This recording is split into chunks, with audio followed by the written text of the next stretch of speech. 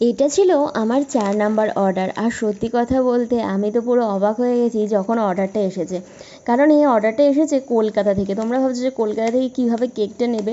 আসলে আমাদের বাড়ি থেকে প্রায় 2-3 কিলোমিটার দূরে একজনকেও সারপ্রাইজ দিতে চায়। 2-3 কিলোমিটারের বেশিই হবে বরঞ্চ, ঠিক আমি বলতে পারছি না কত কিলোমিটার হবে। তো সেখানে ও সারপ্রাইজ দেবে, আমাকে বললো দিদি তুমি কি পৌঁছে দিতে পারবে? আমি বললাম ঠিক আছে পারবো। তো এরপরে ও অর্ডারটা ডান করে, আর এই ছবিটা ওই পাঠিয়েছিল যে কেকটা আমি বানাতে যাচ্ছি। কিন্তু আমার কাছে অত বড় বোর্ড ছিল না বলে আমি কেকটাকে, হাফ পাউন্ডের কেকটাকে আমি 5 ইঞ্চি মোল্ডে বেক করে নিয়েছিলাম। তাহলে অনেকটা ছোট হবে, আর এটা হবে হার্ট শেপের কেক। আর হার্ট মোল্ড আমার কাছে নেই, আমি তাই রাউন্ড কেকটাই কেটেই এটাকে হার্ট শেপ বানাবো। তো তার জন্য প্রথমে আমি এখানে ক্রাম কোট করে নিচ্ছি কেকটাকে ভালো করে।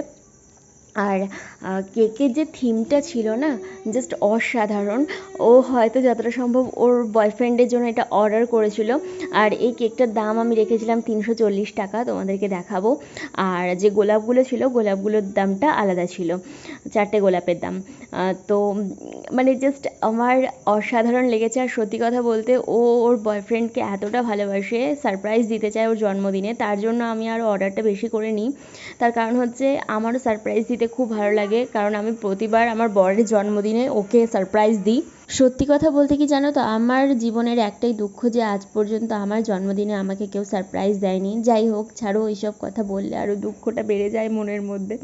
তো এইখানে চলো কেকটাকে এবারে লাভ শেপ বানানো যাক। তো সাইড থেকে কেটে নিয়েছি, এখানে লাভ বানিয়ে নিচ্ছি।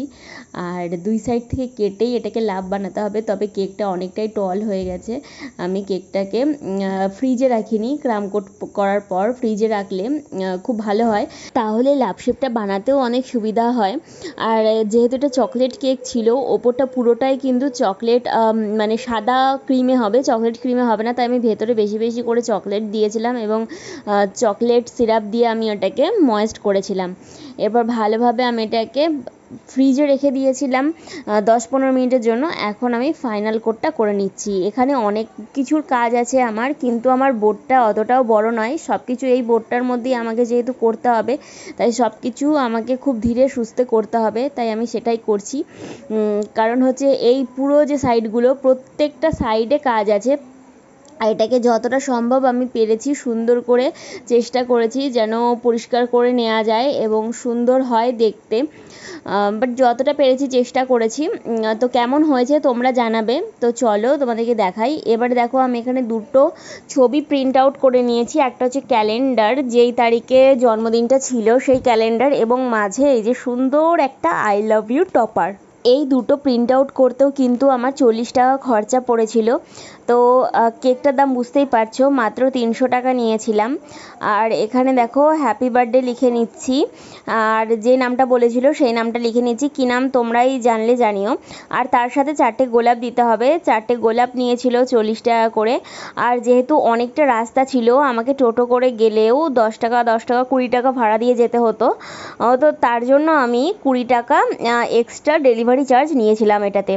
মোট আমি 400 এটা নিয়েছিলাম, বাট আমার কেকটার মেনলি প্রাইস ছিল হচ্ছে মাত্র 300 টাকা। তো তোমরাই জানাবে যে 300 টাকায় কেকটা কেমন হয়েছে। এরপরে আমি এটা রাতে ফিনিশিং করে রেখে দিয়েছিলাম, যেহেতু আমার হাজব্যান্ড বাড়ি থাকবে না, আমি ওকে বলেই দিয়েছিলাম যেটা দিনের বেলা দিতে হবে, কারণ এখান থেকে অনেকটা দূর। এরপরে ও রাজি হয়েছিল। আর আমি 4টে গোলাপ কিনে এনে সকালবেলাতে একসঙ্গে লাগিয়ে এই দেখো দিয়েছিলাম। তো তোমরাই জানিও কেমন লাগে।